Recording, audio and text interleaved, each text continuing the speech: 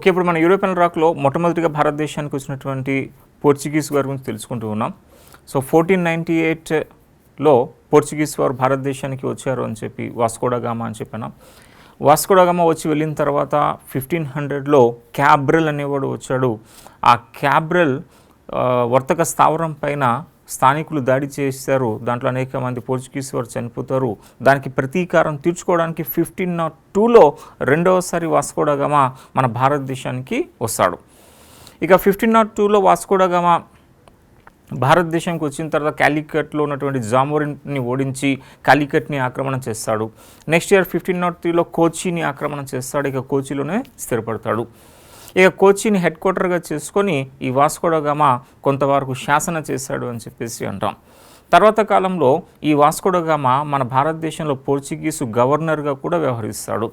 అదే 1524 డిసెంబర్ 24వ తేదీన వాస్కో డ గామా కోచిలో మలేరియాతో చనిపోయాడని చెప్పేసి అంటాం. ఒక భారతదేశంతో సముద్ర మార్గం కనుగొబడింది. ఇప్పుడు ఈ వాస్కో డ గామా సక్సెస్ అయ్యాడు అని చెప్పి అన్నాం. ఈ వాస్కో డ గామా కాలికట్తో పాటు ఈ యొక్క కోచిని కూడా ఆక్రమణ చేస్తాడు. కోచితో పాటు అనేక ఇతర ప్రాంతాలు కూడా ఆక్రమణ చేస్తాడు. ఇక ఆయన భారతదేశంలో స్థిరపడ్డాడు. చివరికి చనిపోయింది కోచిలో అని చెప్పేసి అంటాం. అయితే ఇప్పుడు ఎగ్జామినేషన్ పాయింట్ ఆఫ్ వ్యూలో ఈ పోర్చుగీస్ సంబంధించి మనం చూస్తే ఇప్పుడు ఈ యొక్క పోర్చుగీస్కి సంబంధించి స్థావరాలు ఏమేమి ఉన్నాయి, పోర్చుగీస్ యొక్క ముఖ్యమైన గవర్నర్లు ఎవరెవరు ఉన్నారు, ఇది మనం ఇప్పుడు తెలుసుకోవాల్సి ఉంది. అయితే ఇప్పుడు మొత్తం 5 Europeans, Portuguese, Dutch, డేన్స్, British and French అని చెప్పి అంటాం. వీళ్ళ కంపెనీలు మనం చూస్తే 1498 పోర్చుగీస్ వాడు ఎస్టాడో డా ఇండియా అని చెప్పేసి అంటాం. యాక్చువల్గా ఎస్టాడో డా ఇండియా అంటే భారతదేశంలో ఏ భూభాగం అయితే పోర్చుగీస్ అధీనంలో ఉందో అది పోర్చుగీస్ భారతదేశం అని చెప్పి అంటారు. ఈ పోర్చుగీస్ భారతదేశాన్ని పోర్చుగీస్ వాళ్ళు ఎస్టాడో డా ఇండియా అని చెప్పి పిలుస్తారు. అంటే ఈ ఎస్టాడో డా ఇండియా పోర్చుగీస్ గురించి మనం తెలుసుకుంటాం. 1498 నుంచి వాళ్ళ కార్యకలాపాలు. నెక్స్ట్ కంపెనీ ఏర్పాటు చేసిన వారు బ్రిటిష్ వాళ్ళు 1600లో. నెక్స్ట్ బ్రిటిష్ వాళ్ళ గురించి చూస్తాం. బ్రిటిష్ తర్వాత డచ్ వాళ్ళు కంపెనీ ఏర్పాటు చేశారు 1602లో. డచ్ తర్వాత 1616లో డేన్స్ వాళ్ళు, డెన్మార్క్. తర్వాత 1664లో ఫ్రెంచ్ వాళ్ళు. ఇప్పుడు ఈ మొత్తం 5 యూరోపియన్స్ గురించి మనకి చూడాల్సి ఉంటుంది. అయితే మనకి ఎగ్జామినేషన్ పాయింట్ ఆఫ్ వ్యూలో సాధారణంగా యూరోపియన్ల రాక నుంచి ఒక బిట్ అనేది వస్తూ ఉంటుంది. ఆ ఒక్క బిట్టు ఈ యొక్క 5 యూరోపియన్స్కి సంబంధించిన వర్తక స్థావరాల గురించి ఉంటుంది, లేదా వాళ్ళకి సంబంధించిన గవర్నర్ల గురించి ఉంటుంది. అదేంటో ఇప్పుడు మనం డీటెయిల్గా చూద్దాం. సో ఫస్ట్ వాళ్ళు పోర్చుగీస్. ఓకే, ఇప్పుడు మీరు హెడ్డింగ్ పెట్టండి పోర్చుగీస్ అని చెప్పేసి. ఓకే, హెడ్డింగ్ పెట్టారు పోర్చుగీస్ అని చెప్పి హెడ్డింగ్. ఈ పోర్చుగీస్ వారు మన భారతదేశంలో ఏ భూభాగాన్ని అయితే కలిగి ఉంటారో దాన్ని పోర్చుగీస్ భారతదేశం అని చెప్పేసి అంటారు. ఆ పోర్చుగీస్ భారతదేశాన్ని పోర్చుగీస్ భాషలో మనం చూస్తే దాన్ని అంటారు ఎస్టాడో డా ఇండియా అని చెప్పి అంటారు. ఎస్టాడో డా ఇండియా. అయితే కొంతమంది ఎస్టాడో డా ఇండియా ఇదే ఒక కంపెనీ లాగా పరిగణిస్తారు. అంటే భారతదేశంలో పోర్చుగీస్ వాళ్ళు ఏ ప్రాంతాలైతే తమ గుప్పెట్లో పెట్టుకున్నారో దాన్ని పోర్చుగీసు భారతదేశం అని చెప్పి అంటున్నాం. దాన్ని పోర్చుగీసు భాషలో ఎస్టాడో డా ఇండియా అని చెప్పేసి అంటారు. దాన్ని కొంతమంది ఏం చేస్తారు, ఇదే పోర్చుగీస్ కంపెనీ ఎస్టాడో డా ఇండియా అని చెప్పేసి అంటూ ఉంటారు. ఓకే, ఇప్పుడు ఎస్టాడో డా ఇండియా పోర్చుగీస్ వారు మన యొక్క భారతదేశంకి వచ్చింది 1498 మే 17వ తేదీన భారతదేశానికి రావడం జరిగింది. వాస్కో డ గామా వచ్చాడు అని చెప్పేసి మనం చూసాం. నెక్స్ట్ ఆయన వెళ్ళిపోయిన తర్వాత 1500లో క్యాబ్రెల్ అనేవాడు వచ్చాడని చెప్పేసి అంటాం. ఈ క్యాబ్రెల్లే బ్రెజిల్ని కనుగొన్న వ్యక్తి అని చెప్పేసి అంటాం. బ్రెజిల్ని కనుగొన్నది ఈ క్యాబ్రెల్. ఓకే, ఇప్పుడు ఈ క్యాబ్రెల్ యొక్క స్థావరంపై దాడి జరిగింది. దానికి ప్రతీకారం తీర్చుకోవడం కోసం వాస్కో డ గామా రెండోసారి భారతదేశంకి వస్తాడు 1502లో. ఈ 1502లో వాస్కో డ గామా రెండోసారి భారతదేశంకి వచ్చినప్పుడు కాలికట్ని ఆక్రమణ చేస్తాడు. కాలికట్. ఇక నెక్స్ట్ ఇయర్ 1503లో కోచిని ఆక్రమణ చేస్తాడు. కోచి. ఆ తర్వాత ఈ పోర్చుగీస్ వారు మన భారతదేశంలో వివిధ ప్రాంతాలు ఆక్రమణ చేసుకుంటూ వెళ్ళారు అని చెప్పేసి అంటాం. నెక్స్ట్ అదే 1503లో కన్ననూర్ అనేది పోర్చుగీస్ అధీనంలోకి వచ్చింది అని చెప్పేసి అంటాం. నెక్స్ట్ 1510లో గోవాని ఆక్రమణ చేస్తారు. ఓకే, మీ నోట్స్లో మెయిన్ ఇక్కడ ఏదైతే స్క్రీన్పై కనిపిస్తూ ఉందో ఇది కంపల్సరీగా మీరు నోట్ చేసుకోవాలి మీ నోట్స్లో. సో 1498లో ఈ యొక్క వాస్కో డ గామా వచ్చాడని చెప్పి అంటాం. 1500లో క్యాబ్రెల్ వచ్చాడు అంటాం. 1502లో వాస్కో డ గామా రెండవసారి వచ్చాడని చెప్పేసి అంటాం. కాలికట్ ఆక్రమణ జరిగింది. నెక్స్ట్ 1503 కోచి ఆక్రమణ, కోచిలో స్థావరం ఏర్పాటు చేయడం జరిగింది. నెక్స్ట్ అదే 1503లో కన్ననూర్, కేరళలో ఉంది కన్ననూర్ ఆక్రమణ. నెక్స్ట్ 1510, ఈ 1510లో గోవా ఆక్రమణ. ఇవి కొన్ని ఇంపార్టెంట్ ఇయర్స్. అయితే కొన్ని స్థావరాలు, అది పోర్చుగీస్ వారి యొక్క స్థావరాలు మన భారతదేశంలో చూస్తే ఇది పశ్చిమ తీరం, తూర్పు తీరం. తూర్పు తీరంలో పోర్చుగీస్కి సంబంధించి నామినల్ స్థావరాలు అవి. ఇక్కడ తమిళనాడులో సెయింట్ హోమ్ అని చెప్పేసి అంటాం, తమిళనాడులో సెయింట్ హోమ్. ఇక బెంగాల్లో హూగ్లీ అనే ప్లేస్లో వీళ్ళ స్థావరం ఏర్పాటు చేయడం జరిగింది. కానీ తర్వాత ఇవన్నీ కూడా వ్యాకేట్ చేసేస్తారు వీళ్ళు. తర్వాత ప్రస్తుతం ఉన్న బంగ్లాదేశ్లో చిట్టగాంగ్ అని చెప్పేసి అంటారు, చిట్టగాంగ్. సో ఈ తూర్పులో చిట్టగాంగ్, హూగ్లీ అండ్ సెయింట్ హోమ్, ఇది పోర్చుగీస్ యొక్క తూర్పులో ఉన్నటువంటి స్థావరాలు. నెక్స్ట్ వస్తే ఈ యొక్క పశ్చిమంలో మనం దక్షిణం నుంచి చూసుకుంటూ వెళ్ళామనుకోండి, ఇక్కడ కన్ననూర్ అని చెప్పేసి అంటారు, కన్ననూర్. ఇక్కడ మనకి కన్ననూర్ అని చెప్పేసి ఉంటుంది. నెక్స్ట్ కోచి అని చెప్పేసి అంటాం. నెక్స్ట్ కాలీకట్. ఈ మూడు కూడా కేరళలో ఉన్నాయి, ఈ మూడు కేరళ. సో పోర్చుగీస్ యొక్క స్థావరాలు కన్ననూర్, కోచి, కాలీకట్. ఇక వస్తే గోవా అనేది పోర్చుగీస్ యొక్క హెడ్ క్వార్టర్గా మారుతుంది తర్వాత కాలంలో. ఇక నెక్స్ట్ వస్తే ఈ యొక్క మహారాష్ట్రలో సాల్సెట్టి అండ్ బస్సైన్ అని చెప్పేసి అంటారు, సాల్సెట్టి అండ్ బస్సైన్. ఈ సాల్సెట్టి అండ్ బస్సైన్ మహారాష్ట్రలో ఉన్నటువంటి పోర్చుగీస్ యొక్క స్థావరాలు. ఇక ఈ గుజరాత్లోకి వస్తే డామన్ అని చెప్పి ఉంటుంది, డామన్. ఇంకొకటి ఇక్కడ దీవి ఏరియా డయ్యూ అని చెప్పి, ఈ డామన్ గుజరాత్ కింద. మహారాష్ట్రలో సాల్సెట్టి అండ్ బెస్సన్. ఇక వస్తే గోవా, కేరళలో వస్తే కాలికట్, కోచి, కన్ననూర్. ఇటువైపు తూర్పు తీరంలో Tamil Nadu Saint home, Bengal Hooghly and బంగ్లాదేశ్లో ఉన్నటువంటి చిట్టగాంగ్ అని చెప్పి అంటారు. ఇది పోర్చుగీస్ యొక్క ప్రముఖమైనటువంటి స్థావరాలు. అయితే పోర్చుగీస్ యొక్క హెడ్ క్వార్టర్, అంటే ఇన్ని స్థావరాలు ఉన్నాయి, ఈ స్థావరాలన్నీ కూడా కేంద్రీకృతంగా ఒక ప్లేస్ నుంచి నియంత్రణ చేయబడతాయి. ఆ నియంత్రణ ఎక్కడి నుంచి అయితే చేస్తారో దాన్ని హెడ్ క్వార్టర్ అని చెప్పేసి అంటాం, ప్రధాన కేంద్రం అని చెప్పి అంటాం. అలా పోర్చుగీస్ యొక్క ప్రధాన కేంద్రం మొదట్లో కోచి ఉండేది. పోర్చుగీస్ యొక్క ప్రధాన కేంద్రం ఫస్ట్లో ఉండేది కోచి. అయితే ఈ కోచి నుంచి హెడ్ క్వార్టర్ని గోవాకి మారుస్తారు, అది ఏ సంవత్సరం అంటే 1530. ఇది గతంలో మనకి యూపీఎస్సీలో కూడా అడిగినటువంటి ప్రశ్న ఇది. ఈ పోర్చుగీస్ యొక్క హెడ్ క్వార్టర్ కోచి నుంచి గోవాకి ఏ సంవత్సరంలో మార్చబడింది అంటే 1530లో పోర్చుగీస్ హెడ్ క్వార్టర్ కోచి నుంచి గోవాకి మార్చబడింది అని చెప్పేసి అంటాం. ఓకే, ఇప్పుడు మనకి ఈ పోర్చుగీస్కి సంబంధించిన స్థావరాలు కంప్లీట్. ఇప్పుడు ఈ పోర్చుగీస్కి సంబంధించినటువంటి గవర్నర్స్ ఉంటారు, ఆ గవర్నర్స్ గురించి ఇప్పుడు మనం తెలుసుకోవాలి. ఆ గవర్నర్స్లో ఇన్ఫ్యాక్ట్ నలుగురు ప్రముఖంగా కనిపిస్తారు. నలుగురు ఫ్రాన్సిస్ డి అల్మీడా, అల్బుక్వెర్క్, నీనా డా కున్హా, ఇంకా అల్ఫాన్సో డిసౌజా. ఈ నలుగురు ప్రముఖంగా గవర్నర్లు పోర్చుగీస్కి సంబంధించి. ఆ నలుగురు గవర్నర్స్ నుంచే సాధారణంగా బిట్ అనేది మన యొక్క ఏపీపీఎస్సీ ఆ టీఎస్పీఎస్సీ నుంచి బిట్ అనేది వస్తూ ఉంది. సో ఏంది ఆ గవర్నర్ల యొక్క ప్రత్యేకత ఇప్పుడు మనం చూద్దాం. ఓకే, ఇప్పుడు ఈ స్థావరాల్లో మనకి మహారాష్ట్రలో చూసినప్పుడు ఈ సాల్సెట్టి బస్సైన్ అని చెప్పి అన్నాం కదా. అయితే మహారాష్ట్రలో అతి ముఖ్యమైన ప్లేస్ ఈ పోర్చుగీస్ సంబంధించి ఇంకేమైనా ఉంది అంటే బాంబే అనేది కూడా ఒకటి ఉంటుంది.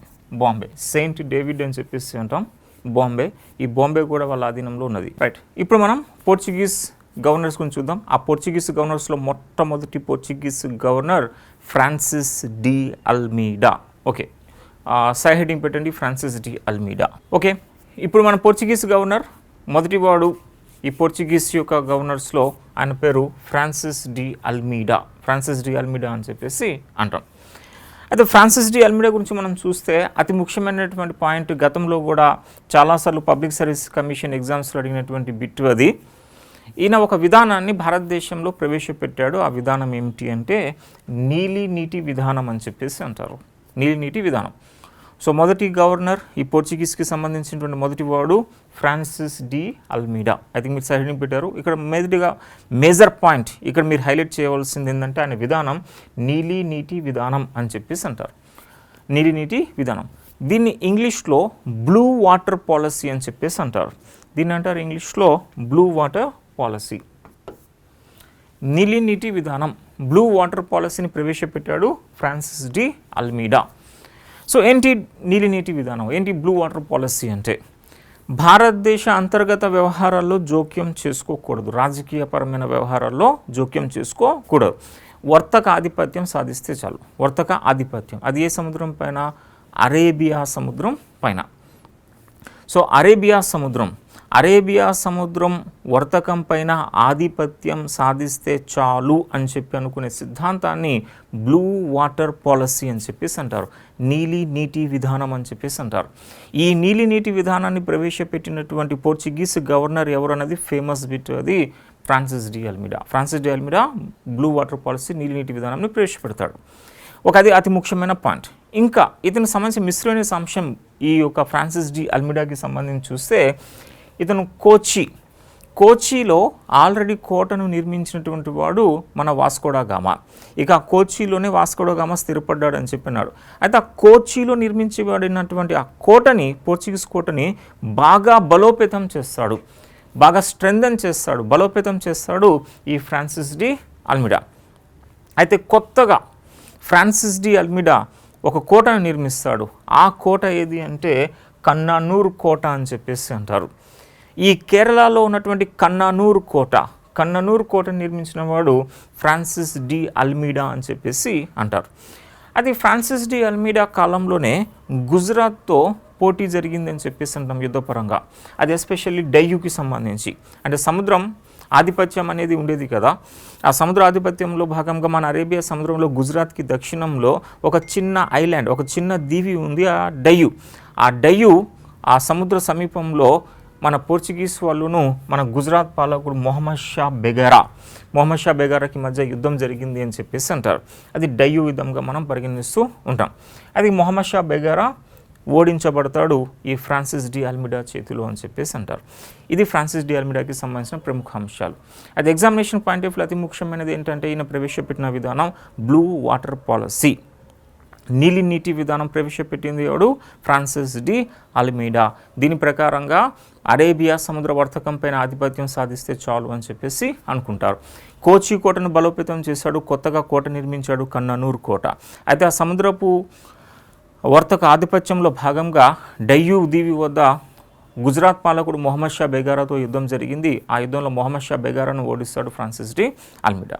ఓకే, ఇప్పుడు ఈయన తర్వాత వచ్చినటువంటి గవర్నర్ ఆయనే అల్బుక్వెర్క్ అని చెప్పేసి అంటారు. So next personality, okay, first ఈ యొక్క ఫ్రాన్సిస్ డి అల్మీడా, ఆ తర్వాత వచ్చినటువంటి ప్రముఖుడు ఆల్ఫాన్సో డి అల్బుక్వెర్క్ అని చెప్పేసి అంటాం. పూర్తిగా ఇతన్ని అంటారు ఆల్ఫాన్సో. ఐ థింక్ మీరు రైటింగ్ నోట్స్ రాస్తున్నారు. ఆల్ఫాన్సో డి అల్బుక్వెర్క్ అని చెప్పేసి అంటాం. ఇతను 1509 నుంచి 15 మధ్య 6 years గవర్నర్గా ఉన్నాడు అని చెప్పేసి అంటారు. ఈయన గవర్నర్ జనరల్గా పరిగణించబడ్డాడు. పోర్చుగీస్ యొక్క గవర్నర్ జనరల్గా ఉన్నాడు ఆల్ఫాన్సో డి అల్బుక్వెర్క్. ఈయన ప్రత్యేకత అంటే గతంలో ఉన్న గవర్నర్ తీసుకొచ్చినటువంటి విధానాన్ని ఇతను రద్దు చేయడం ఈయన ప్రత్యేకత. గతంలో ఫ్రాన్సిస్ డి అల్మీడా ప్రవేశపెట్టినటువంటి నీలినీటి విధానమును ఇతను రద్దు చేసేస్తాడు. నీలినీటి విధానం రద్దు చేశాడంటే దాని అర్థం ఏంటి? ఇప్పుడు భారతదేశ అంతర్గత వ్యవహారాల్లో కూడా జోక్యం చేసుకోవచ్చు అని చెప్పి, కేవలం సముద్రపు వర్తకం పైన ఆధిపత్యం సాధిస్తే చాలు అని చెప్పి blue water policy Francis de Almeida చెప్తే, వర్తకంతో పాటుగా రాజకీయ వ్యవహారాల్లో కూడా మనం జోక్యం చేసుకోవాలి, భారతదేశ అంతర్గత వ్యవహారాల్లో జోక్యం చేసుకుని భారతదేశ భూభాగాల్ని కూడా ఆక్రమణ చేయాలి అని చెప్పి అనుకుంటాడు ఈ యొక్క అల్బుక్వెర్క్. దాంతో అల్బుక్వెర్క్ ఇప్పుడు ఏం చేస్తాడు అంటే, మొదటిగా శ్రీకృష్ణదేవరాయలతో ఒక సైనిక ఒప్పందం చేసుకున్నాడు అని చెప్పేసి అంటారు. శ్రీకృష్ణదేవరాయలతో ఒప్పందం చేసుకున్నాడు ఆల్ఫాన్సో డి అల్బుక్వెర్క్. అదే సంవత్సరం అంటే 1510. అంటే నెక్స్ట్ పాయింట్ మీ యొక్క రన్నింగ్ నోట్స్లో కనిపించవలసింది ఏంటంటే, 1510లో శ్రీకృష్ణదేవరాయలతో సైనిక ఒప్పందం చేసుకున్నాడు అని చెప్పి. ఇది గ్రూప్ 1లో ప్రిలిమినరీలో అడిగినటువంటి బిట్. ఇది గ్రూప్ 1 ప్రిలిమినరీలో అడిగాడు, ఏ సంవత్సరంలో శ్రీకృష్ణదేవరాయలు మరియు అల్బుక్వెర్క్ మధ్య సైనిక ఒప్పందం జరిగింది అని చెప్పి. 1510లో జరిగింది. అయితే ఈ సైనిక ఒప్పందం జరగడంలో ఒక పోర్చుగీస్ వాడు మధ్యవర్తిగా వ్యవహరిస్తాడు. ఎవడా మధ్యవర్తి ఈ యొక్క అల్బుక్వెర్కి అండ్ శ్రీకృష్ణదేవరాయలకి ఈ సైనిక ఒప్పందం 1510లో జరగడానికి? సో ఆయన పేరే ప్రేయర్ లూయిస్.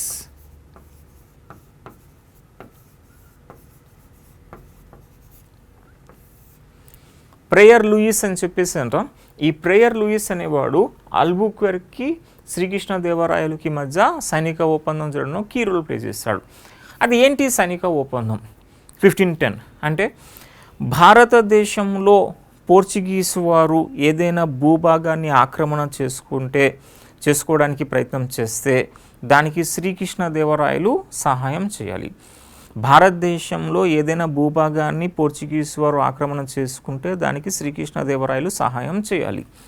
దీనికి ప్రతిఫలంగా శ్రీకృష్ణదేవరాయలుకి ఏం లభిస్తుంది అంటే విజయనగర సైన్యానికి గుర్రాలు, పోర్చుగీస్ యొక్క మేలు రకమైన గుర్రాలని సరఫరా చేస్తారు విజయనగరానికి. ఈ పోర్చుగీస్ వారు గుర్రాలు ఇస్తారు.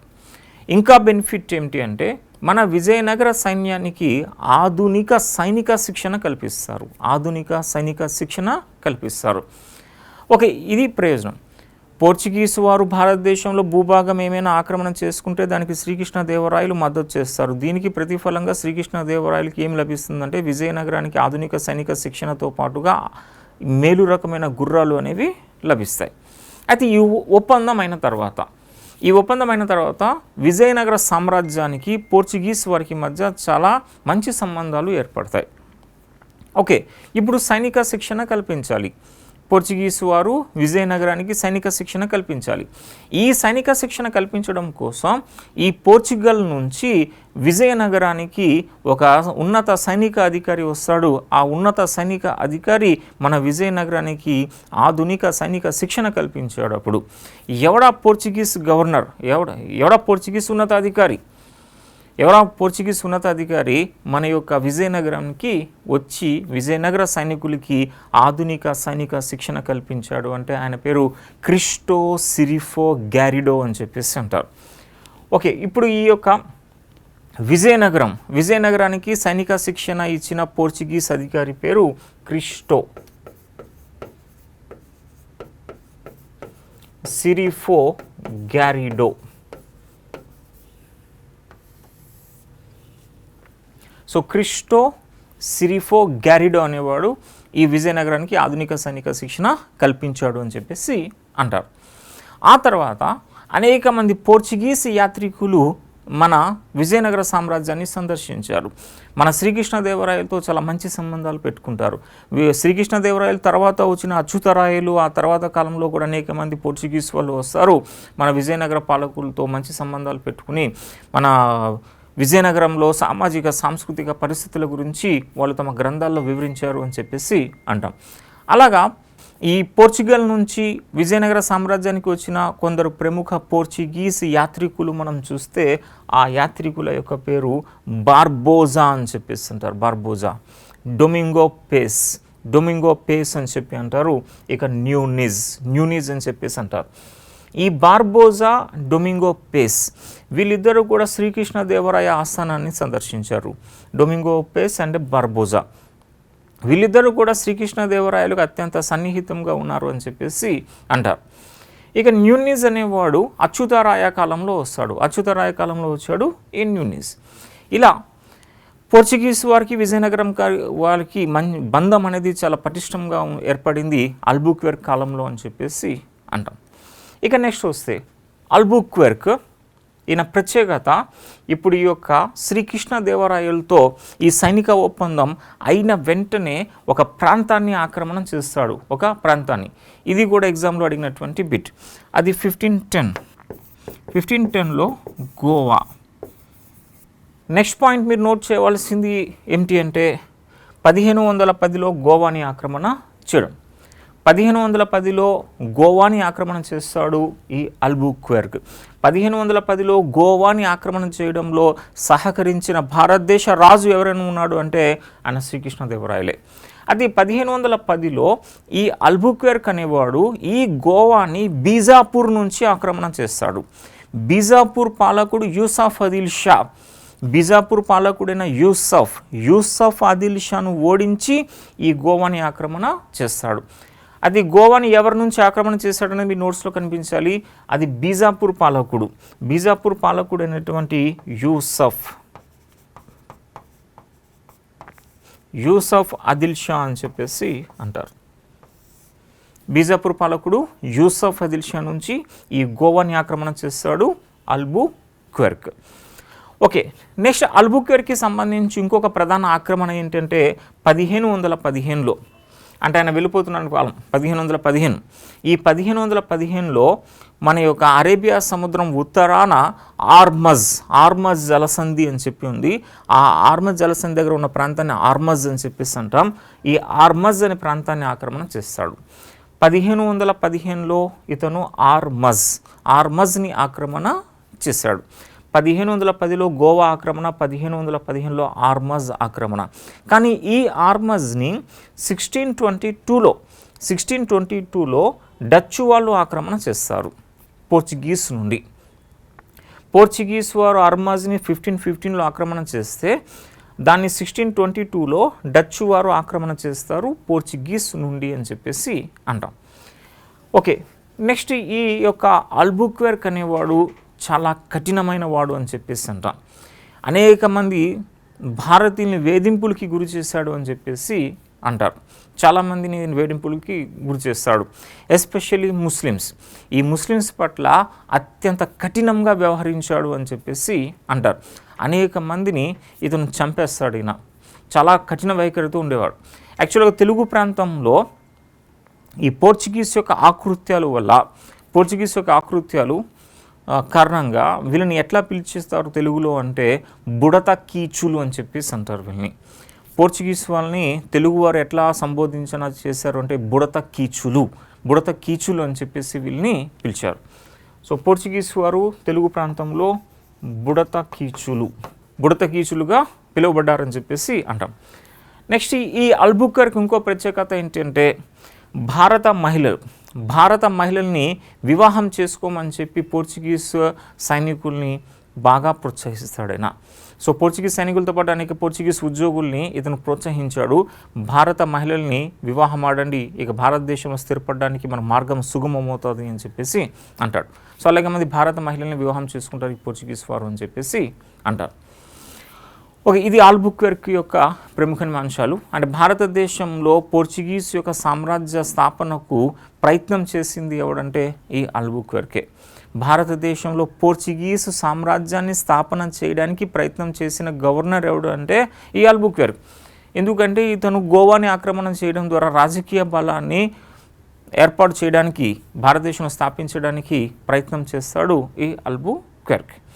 ఓకే, అల్బుక్వెర్క్ తర్వాత చెప్పుకోదగ్గ గవర్నర్ ఈ పోర్చుగీస్ వాడు ఎవరు అంటే నీనా డా కున్హా అని చెప్పేసి అంట. ఒక్కసారి ఈ అల్బుక్వెర్క్ గురించి మనం చూద్దాం. ఈ అల్బుక్వెర్క్ నీటి విధానాన్ని రద్దు చేస్తాడు. భారతదేశ అంతర్గత వ్యవహారాలు జోక్యం చేసుకోవాలని నిర్ణయించి శ్రీకృష్ణదేవరాయలతో సైనిక ఒప్పందం 1510లో చేసుకుంటాడు. దీనిలో మధ్యవర్తిత్వం చేసింది ప్రేయర్ లూయిస్ అని చెప్పేసి అంటారు. ఈ ఒప్పందం తర్వాత విజయనగర సైనికులకి సైనిక శిక్షణ ఇవ్వడం కోసం వచ్చాడు క్రిస్టో సిరిఫో గ్యారిడో అని చెప్పేసి అంటారు. ఆ తర్వాత ఇదే 1510లో ఈ యొక్క అల్బుక్వెర్క్ గోవాని ఆక్రమణ చేస్తాడు. దీనికి శ్రీకృష్ణదేవరాయలు సహాయం చేశాడు అని చెప్పేసి అంటారు. అనేక మంది పోర్చుగీసు గవర్నర్లు విజయనగరాన్ని సందర్శిస్తారు. ఆ యాత్రికుల్లో బార్బోజా, డొమింగో పేస్ న్యూనెజ్ అనేవాళ్ళు ప్రముఖం అని చెప్పేసి అంటారు. గోవా ఆక్రమణ తర్వాత అల్బుక్వెర్క్ 1515లో ఆర్మజ్ని ఆక్రమణ చేశాడని చెప్పేసి అంటారు. నెక్స్ట్ ఇతను ముస్లింల పట్ల చాలా కఠినంగా వ్యవహరించాడు. అనేక మంది భారతీయులను అత్యంత దారుణంగా చంపాడు. తెలుగు ప్రాంతంలో ఈ యొక్క పోర్చుగీస్ వాళ్ళని ఎలాగ సంబోధించారంటే బుడత కీచులు అని చెప్పి సంబోధించారు ఈ పోర్చుగీస్ని. భారత మహిళల్ని పెళ్లి చేసుకోమని చెప్పి ఇతను బాగా పోర్చుగీస్ సైనికుల్ని ఉద్యోగుల్ని ప్రోత్సహిస్తాడు. ఇక అల్బుక్వెర్క్ భారతదేశంలో పోర్చుగీసు సామ్రాజ్య స్థాపనకు పునాది వేయడానికి ప్రయత్నం చేసిన వాడిగా పరిగణిస్తారు.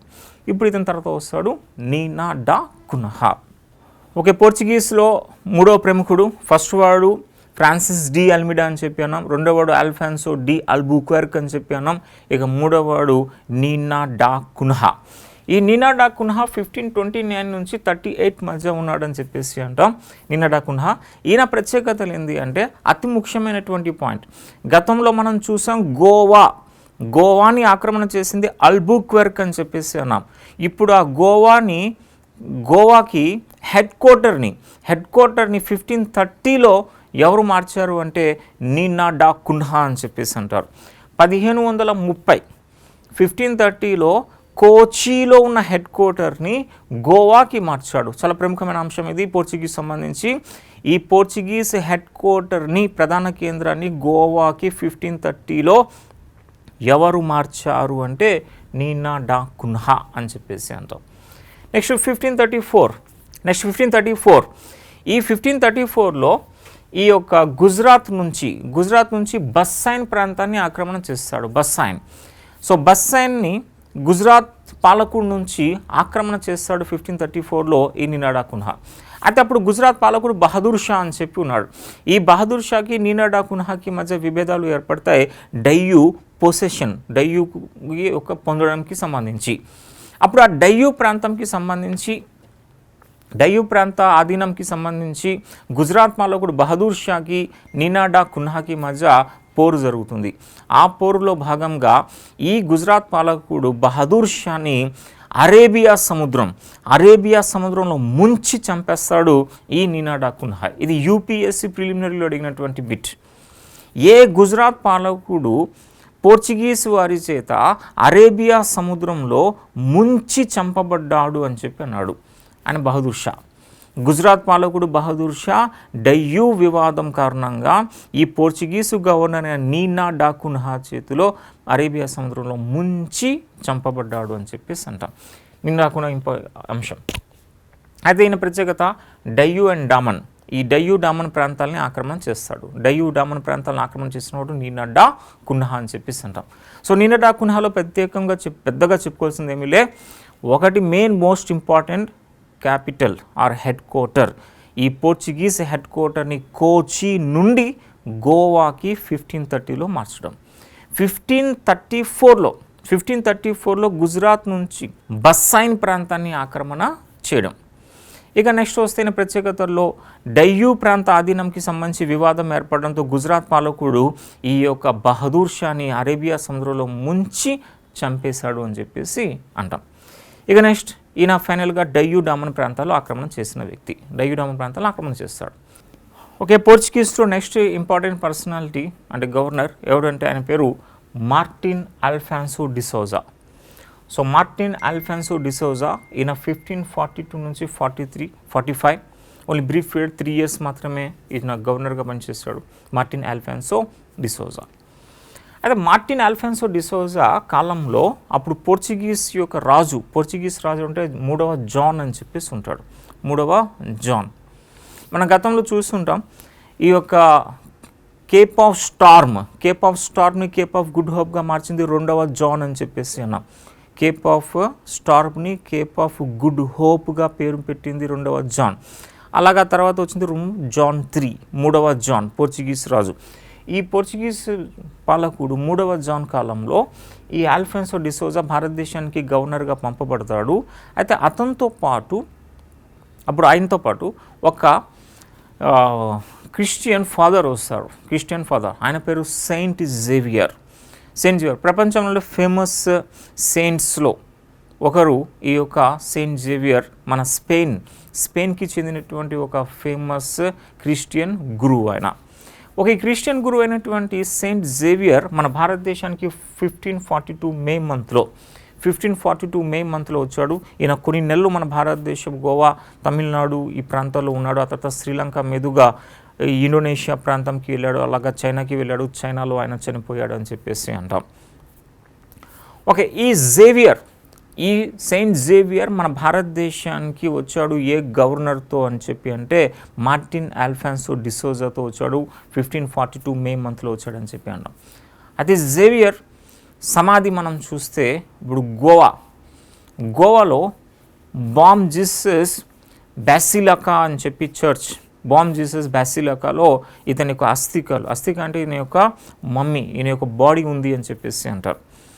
ఈ యొక్క సెయింట్ జేవియర్కి సంబంధించి మనం కొంచెం స్టోరీ చూస్తే, ఈ జేవియర్ స్పెయిన్కి చెందినటువంటి క్రైస్తవ గురువు. ఈయన భారతదేశానికి 1542 మే మంత్లో వచ్చినప్పుడు ఆ యొక్క గోవాలో వెల్లియాపురా ఫ్యామిలీ అని చెప్పి ఉంటుంది. వెల్లియాపురా కుటుంబీకులు, వీళ్ళు క్రైస్తవంతో ప్రభావితమైనటువంటి వారు. ఈ వెల్లియాపురా ఫ్యామిలీ వాళ్ళు మన యొక్క జేవియర్ని స్వాగతం పలికారు అని చెప్పేసి అంటారు. గోవాలో ఈ యొక్క సెయింట్ జేవియర్కి స్వాగతం పలికినటువంటి ఆ కుటుంబీకులు ఎవరు అంటే వెల్లియాపురా ఫ్యామిలీ మెంబర్స్ అని చెప్పేసి అంటారు. అయితే ఇతను గోవాతో పాటుగా తమిళనాడు ఇతర ప్రాంతాల్లో కూడా పర్యటన చేస్తాడు. ఇతను మన యొక్క డిసోజా 7 లక్షల మంది ఎస్పెషల్లీ తీర ప్రాంతంలో ఉన్నటువంటి మత్స్యకారులు ఎక్కువగా ఆయనకి కాంటాక్ట్లోకి వచ్చిన వాళ్ళు ఉన్నారు. 7 లక్షల మంది మత్స్యకారుల్ని క్రైస్తవ మతంలోకి మార్పించాడు అని చెప్పేసి అంటారు. 7 లక్షల మంది మత్స్యకారుల్ని క్రైస్తవ మతంలోకి మార్పించాడు అని చెప్పేసి అంటాం. అయితే అందులో తమిళనాడు అండ్ శ్రీలంకలో ఒక ఫేమస్ తెగ ఉంది. ఆ తెగ పేరు పరావర్ అని చెప్పేసి అంటారు. ఈ పరావర్ తెగకి చెందిన వారిని ఎక్కువగా అయినా క్రైస్తవంలోకి మార్పించాడు. 7 లక్షల మంది క్రైస్తవులు, అందులో మెయిన్లీ పరావర్ తెగకి చెందిన వారిని క్రైస్తవంలోకి మార్పించాడు అని చెప్పేసి అంటారు. ఓకే, ఆ తర్వాత ఈ యొక్క ఫాదర్ జేవియర్ మన భారతదేశం, శ్రీలంక, అలాగా ఇండోనేషియాలో అనేక ప్రాంతాల్లో తిరుగుతాడు. ఆ తర్వాత జపాన్కి వెళ్తాడు. జపాన్ నుంచి చైనాలోకి వస్తాడు. అలా చైనాలోకి వచ్చిన తర్వాత ఆ చైనాలో ప్రస్తుతం దాన్ని టైషన్ అని చెప్పేసి అంటున్నారు. అయితే అప్పుడు దాన్ని షాంగ్ చువాన్ అని చెప్పేసి అనేవారు. షాంగ్ చువాన్.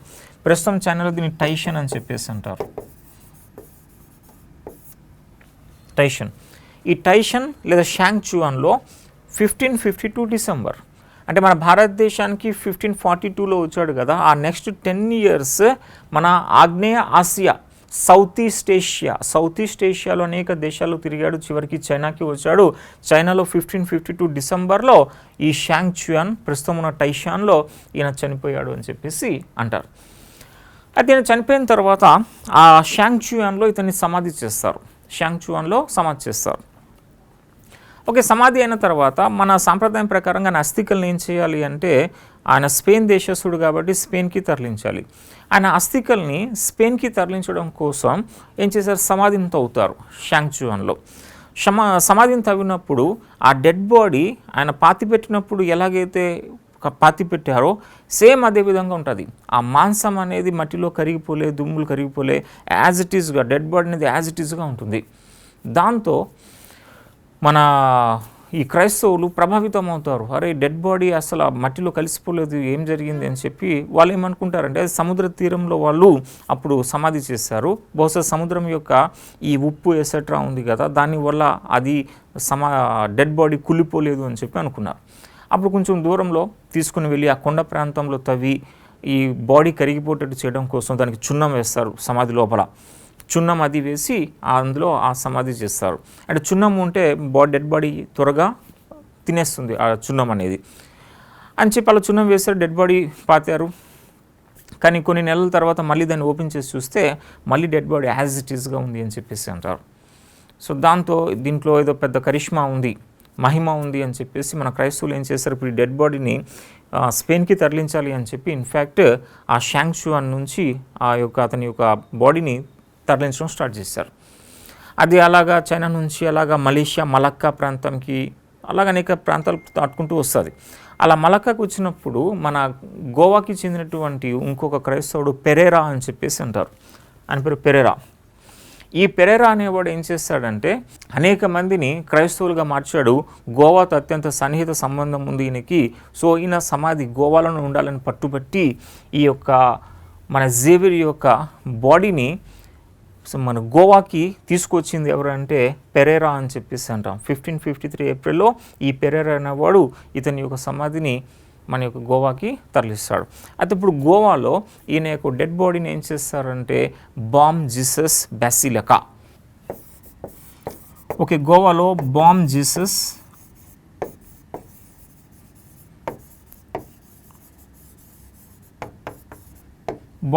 బెసిలికా అని చెప్పేసి అంటారు. ఈ బామ్ జీసస్ బెసిలికా అనే చర్చ్లో ఉంది. అయితే స్టార్టింగ్లో ఎలా ఉండేదంటే ఆయన బాడీ అంతా మొత్తం ఫ్లష్ అంటే మన రక్తం మాంసం, ఈ మాంసం రక్తం అంతా యాజ్ ఇట్ ఈస్గా ఒక లివింగ్ బాడీ ఎట్లా ఉంటుందో ఆ విధంగానే బాడీ ఉండేది.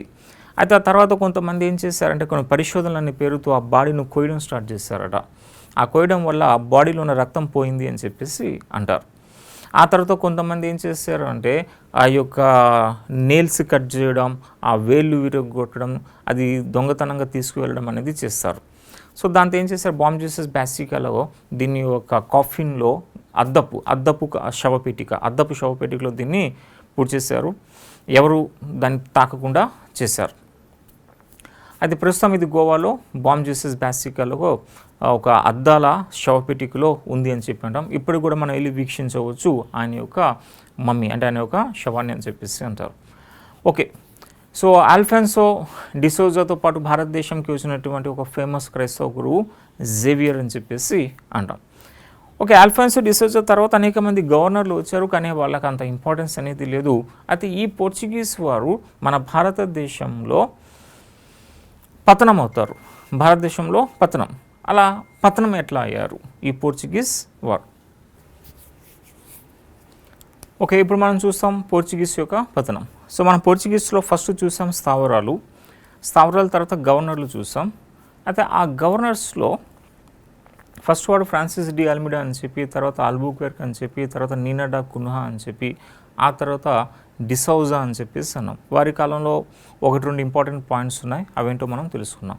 ఇప్పుడు ఆ తర్వాత పోర్చుగీస్ వారు భారతదేశంలో పతనం అయ్యారు. ఆ పతనం అవడానికి దారితీసిన పరిస్థితులు మనం చూస్తే ఇయర్ వైజ్గా కొన్ని ఇంపార్టెంట్ అంశాలు. అందులో పోర్చుగీస్ వారు బలహీనం అవుతూ వచ్చారు.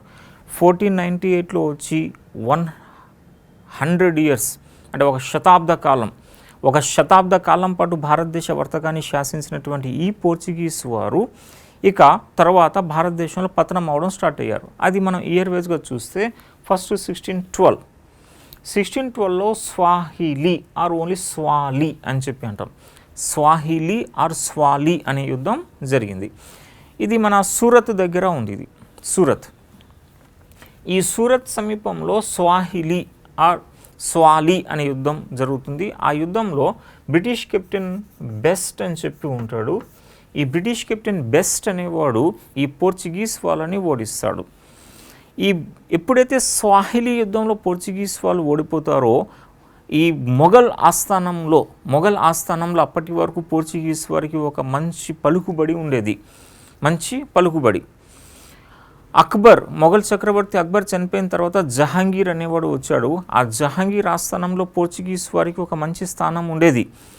బ్రిటిష్ వారు సూరత్ వద్ద స్థావరం కట్టుకుంటామని చెప్పి అడిగితే జహాంగీర్ పర్మిషన్ ఇవ్వలే. దానికి కారణం ఈ పోర్చుగీస్ వాళ్ళే. అలా జహాంగీర్తో మంచి సంబంధం కలిగి ఉన్నారు, పలుకుబడి కలిగి ఉన్నారు ఈ పోర్చుగీస్ వారు. ఈ పోర్చుగీస్ వారు మన భారతదేశంలో మొఘల్ దృష్టిలో తమ పలుకుబడిని కోల్పోతారు. భారతదేశంలో నెమ్మదిగా పతనం అవడం స్టార్ట్ అవుతారు ఈ స్వాహిలీ యుద్ధం తర్వాతనే. 1612లో స్వాహిలీ లేదా స్వాలి సూరత్ సమీపంలో ఉంది. ఈ స్వాలి యుద్ధంలో అప్పుడు బ్రిటిష్ కెప్టెన్ బెస్ట్ అనేవాడు ఈ పోర్చుగీస్ వారిని ఓడించారు. దాంతో వాళ్ళ పలుకుబడి ఇండియాలో తగ్గుముఖం పట్టడం ప్రారంభమైంది అని చెప్పేసి అంటాం. నెక్స్ట్ 1622 అరేబియా సముద్ర వర్తకంలో కీ రోల్ ప్లే చేస్తున్న ఒక ప్రాంతం ఆర్మజ్. అరేబియా సముద్రంలో కీ రోల్ ప్లే చేస్తున్న ఒక ప్లేస్ ఆర్మజ్. దీని గతంలో ఆల్బుక్వెర్క్ ఆక్రమణ చేశాడు అని చెప్పి అన్నాం 1515లో. అది కట్ చేయండి.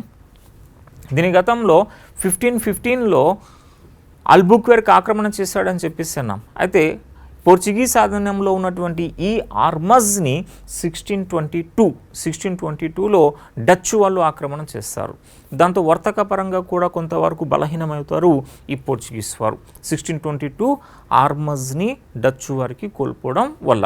దానికి ముందు 10 సంవత్సరాల ముందు 1612లో స్వాహిలీ యుద్ధంలో ఈ యొక్క బ్రిటిష్ చేతుల్లో ఓడిపోవడం. నెక్స్ట్ వస్తే 1630లో ఈ బెంగాల్లో పాలకుడు, దట్ మీన్స్ మొఘల్స్ యొక్క గవర్నర్ ఖాసిం ఖాన్ అని చెప్పి ఉంటాడు. ఆ ఖాసిం ఖాన్ చేతిలో ఈ పోర్చుగీస్ వాళ్ళు ఓటమి పాలవుతారు. ఆల్మోస్ట్ బెంగాల్ నుంచి తరిమి వేయబడ్డారు. అప్పట్లో బెంగాల్ నుంచి పోర్చుగీస్ వాళ్ళు తరిమి వేయబడ్డారు 1630లో ఈ ఖాసిం ఖాన్ చేతిలో ఓటమి పాలు అయిన తర్వాత. నెక్స్ట్ 1661లో ఒక వివాహం జరిగింది, ఫేమస్ వివాహం అది. బ్రిటిష్ యువరాజు రెండవ చార్లెస్, బ్రిటిష్ యువరాజు అయినటువంటి రెండవ చార్లెస్ పోర్చుగీసు యువరాణి క్యాథరిన్ బ్రిగాంజాకి మధ్య పెళ్లి జరుగుతుంది. ఈ రెండవ చార్లెస్కి క్యాథరిన్ బ్రిగాంజాకి మధ్య పెళ్లి జరిగినప్పుడు ఈ పోర్చుగీస్ వారు మన భారతదేశంలో బాంబేలో ఆ కోట సెయింట్ డేవిడ్ అని చెప్పేసి అంటాం. ఈ బాంబే లేదా సెయింట్ డేవిడ్ని పోర్చుగీస్ వాళ్ళు బ్రిటిష్ రెండవ చార్లెస్కి కట్నంగా ఇస్తారు 1661లో. దాంతో బ్రిటిష్ వారికి పోర్చుగీస్ వాళ్ళకి మంచి సంబంధాలు ఏర్పడతాయి. కానీ బ్రిటిష్ వాడు అగ్రస్థానంలో, పోర్చుగీస్ వాడు అధమ స్థానంలో అన్న విధంగా ఉంటుంది. పోర్చుగీస్ యువరాణి క్యాథరిన్ బ్రిగాంజాను బ్రిటిష్ యువరాజు రెండవ చార్లెస్కి ఇచ్చి పెళ్లి చేస్తారు. పోర్చుగీస్ వారు ఈ సందర్భంగా బాంబే లేదా సెయింట్ డేవిడ్ని ఈ యొక్క బ్రిటిష్కి కట్నంగా ఇస్తారు. సో దాంతో ఏమైంది అంటే ఈ పోర్చుగీస్ వారు అధమస్థానంకి వెళ్ళిపోయినట్టుగా జరిగింది ఈ యొక్క పెళ్లి తర్వాత అని చెప్పేసి అంటాం. దాంతో పోర్చుగీస్ వారు భారతదేశంలో ఇక డామినేట్ పొజిషన్ చేయడానికి ఇష్టపడరు. ఇక బ్రిటిష్ వారు దూసుకుపోవడానికి అవకాశం దొరుకుతుంది ఈ వివాహం తర్వాత 1661. ఇక వస్తే 1666లో ఔరంగజేబ్ కాలము అది. 1666లో ఔరంగజేబ్ యొక్క మొఘల్ సైన్యం బంగ్లాదేశ్లో ఉన్నటువంటి చిట్టగాంగ్, పోర్చుగీస్ ఆధీనంలో ఉంది ఇది. ఈ చిట్టగాంగ్ని ఆక్రమణ చేస్తారు. దాంతో తూర్పులో ఇక పోర్చుగీస్ వారికి ఏదైనా చెప్పుకోదగ్గ ప్రముఖ స్థావరాల్లో ఒకటి ఈ చిట్టగాంగ్ అని చెప్పి ఉంటే ఆ చిట్టగాంగ్ని కూడా మొఘల్స్ ఆక్రమణ చేసేస్తారు 1666. దాంతో పోర్చుగీస్ వారు ఇంకా బలహీనమవుతారు. ఇక మహారాష్ట్ర ఈ బెస్సైన్ ప్రాంతం తీర ప్రాంతం, ఈ బెస్సైన్ని మరాఠా సర్దార్ అయినటువంటి మరాఠా పీష్వా అయినటువంటి ఒకటో బాజీరావ్ 1739లో పోర్చుగీస్ నుండి ఆక్రమణ చేస్తాడు. అయితే ఈ సంఘటనల తర్వాత ఇక పోర్చుగీస్ వారు ఏం చేస్తారు అంటే భారతదేశంలో తమ మొత్తం వర్తక కార్యకలాపాలన్నింటినీ కూడా కేవలం గోవా, డామన్ డయ్యూకి పరిమితం చేసుకుంటారు. ఇక ఏ ఇతర విషయాల్లో కూడా ఇక జోక్యం చేసుకోవడం మానేస్తారు. అలాగా పోర్చుగీస్ వారు ఇక భారతదేశంలో పతనమైపోయి ఏ ప్లేస్కి పరిమితం అయిపోయారు అంటే గోవా, డామన్ డయ్యూ అని చెప్పేసి అంటారు.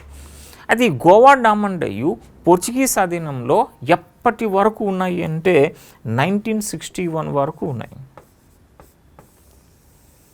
1961 డిసెంబర్ వరకు పోర్చుగీస్ ఆధీనంలో గోవా, డామన్ డయ్యూ ఉంది.